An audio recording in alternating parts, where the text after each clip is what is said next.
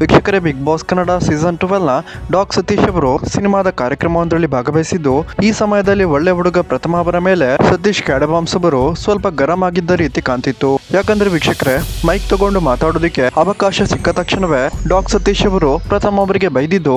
ಅಷ್ಟಕ್ಕೂ ವೀಕ್ಷಕರೇ, ಡಾಕ್ ಸತೀಶ್ ಪ್ರಥಮ ಅವರ ಬಗ್ಗೆ ಏನ್ ಹೇಳಿದ್ದಾರೆ ಅನ್ನೋದನ್ನ ಈ ವಿಡಿಯೋದಲ್ಲಿ ನಾವು ನೋಡ್ಕೊಂಡು ಬರೋಣ. ತುಂಬಾ ಇಷ್ಟ ಆಯ್ತು, ಯಾಕಂದ್ರೆ ನಾನು ಇಲ್ಲಿ ಬಂದಾಗ ಬರೀ ಮೂವಿ ಬಗ್ಗೆ ಮಾತಾಡಬೇಕು.